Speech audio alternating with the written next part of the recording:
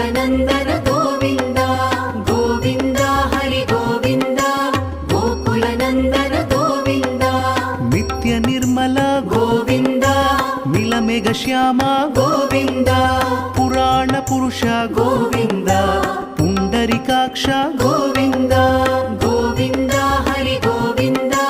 गोकुलनन्दन गोविन्द गोविन्द हरि गोविन्द गोकुलनन्दन गोविन्द नन्दनन्दन गोविन्द नवनीत चोर गोविन्द पशुपालक श्री गोविन्द पाप विमोचन गोविन्द